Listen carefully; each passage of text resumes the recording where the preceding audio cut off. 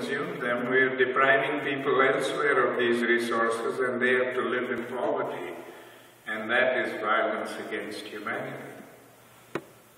And that was the first time I realized that all of these little things that we do every day, consciously and unconsciously, things that we overconsume and throw away and destroy because we have so much of it that we don't know what to do, that every time we indulge in any of those acts, we are indulging in violence. Either violence against nature or violence against humanity, but it is violence nevertheless. But to drive home this message, to make me understand it properly, and make me realize the weaknesses that I had in me, he made me draw a genealogical tree of violence, on the same principles as a family tree, with violence as the grandparent, and physical violence and passive violence as the two branches. And passive violence is non-physical violence. And every day before I went to bed, I had to analyze and examine everything that I had experienced during the day. Things that I may have read about, or things that I may have done to others, or others may have done to me, or whatever it was. All of that had to be analyzed and examined and put in their appropriate places on that tree. If it was the kind of violence where physical force is used, like beating and kicking and slapping and punching and wars and killings and murders and rapes and all of these things where we use physical force, that would be physical violence. But if it was the kind of violence where no physical force is used, and yet you hurt people, directly or indirectly, consciously or unconsciously, that would be passive violence.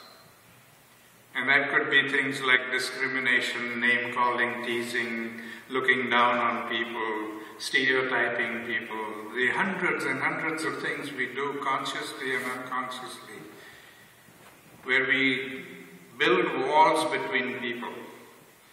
All of that is passive violence. And when I began to do this introspection, within a few months I was able to fill up a whole wall in my room with acts of passive violence. The physical violence didn't grow very much, because there's a limit to the amount of physical violence one can use. But the passive violence just grew endlessly. And that's when Grandfather explained to me the connection between the two. He said, we commit passive violence all the time, consciously and unconsciously, and that generates anger in the victim, and the victim then resorts to physical violence to get justice. So it is passive violence that fuels the fire of physical violence. So logically, if we want to put out that fire of physical violence, we have to cut off the fuel supply. And since the fuel supply comes from each one of us, we have to become the change that we wish to see in the world. Unless we change, we will never be able to bring peace in the world.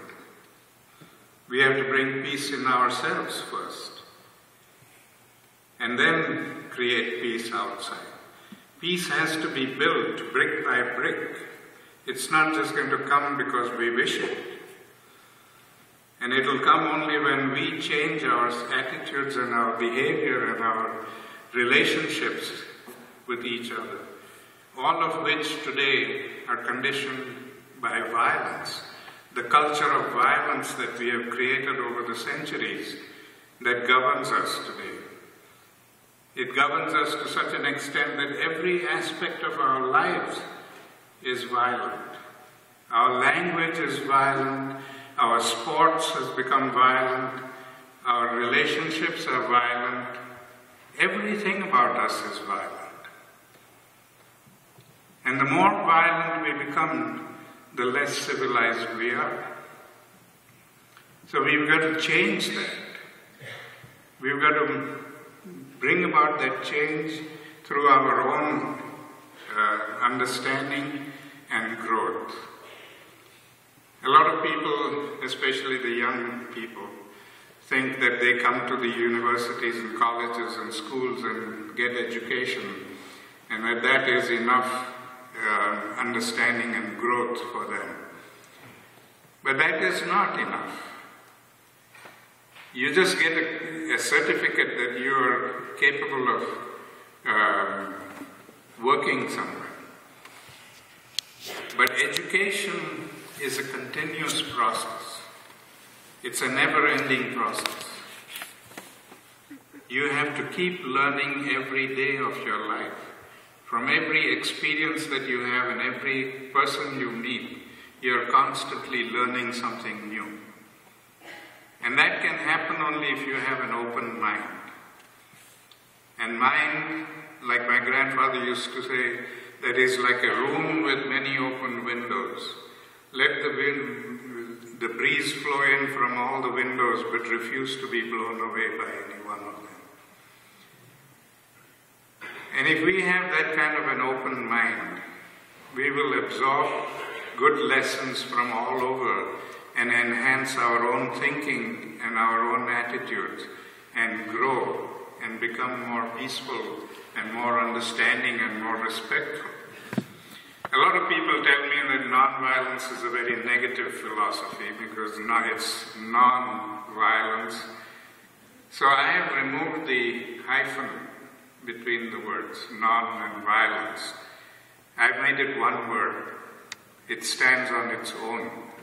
It's not the opposite of violence. And you'll find that for the practice of violence, we have to bring out all the worst aspects in ourselves.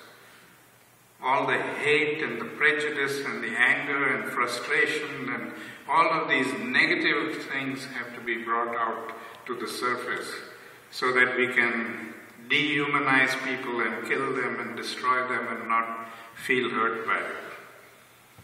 But to practice non-violence, we have to bring out all the positive aspects, all the love and respect and compassion and understanding that we are capable of. That has to come out and dominate our thinking and our relationships. So non-violence is a very positive thing. It brings out the good in us instead of the bad in us. Now this is the aspect of philosophy that we need to understand. It's not just a protest movement. It's not just a political movement for political conflicts, but it is a comprehensive philosophy, a vibrant philosophy that enables us to improve our own attitudes and our own selves and truly become more loving, compassionate, respectful, and so on. It's because of the culture of violence that we experience today, or we are controlled by today, that we have all these problems of social injustice. The people are living in poverty, people are living in ignorance, people are marginalized, people are oppressed. All kinds of things are being done to people because we have created this kind of a society. And we don't need that kind of society. We want a society where we can all live in peace and harmony together. So we've got to get to the point in the understanding of philosophy of non-violence where our relationship will be based on, with each other, on the understanding that we are all human beings and not define people by their nationalities or their color or their gender or their religion as we do today. Today we have built so many walls between people that we have forgotten that behind those walls there is a human being.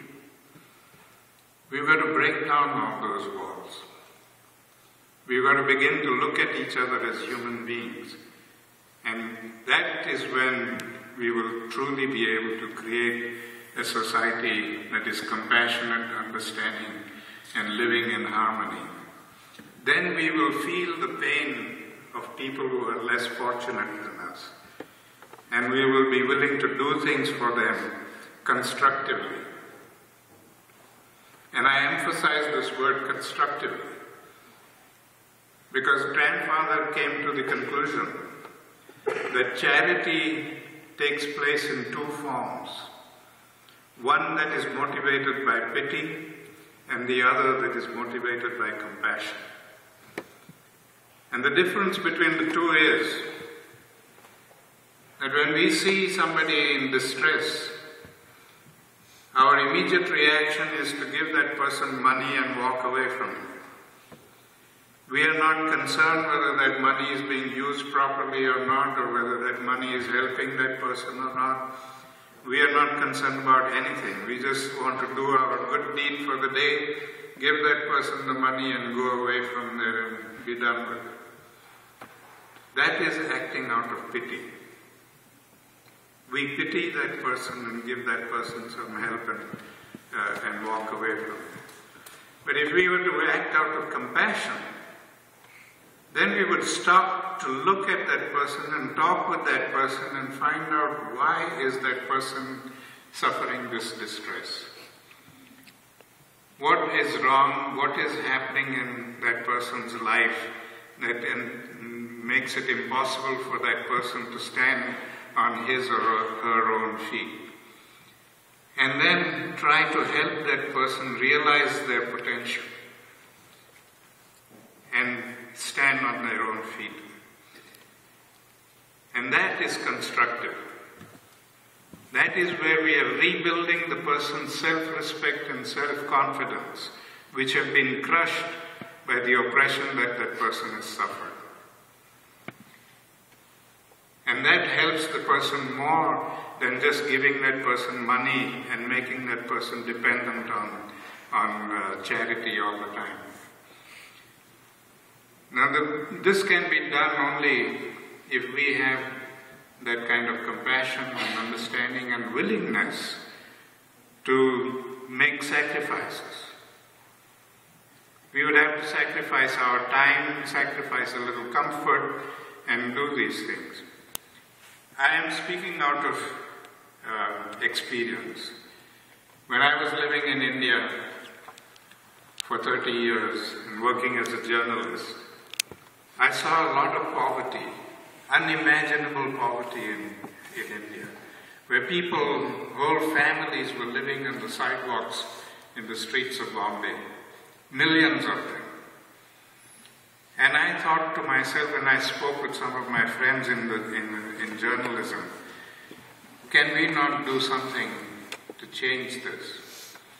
And I said, let's experiment with grandfather's philosophy, which was constructive action.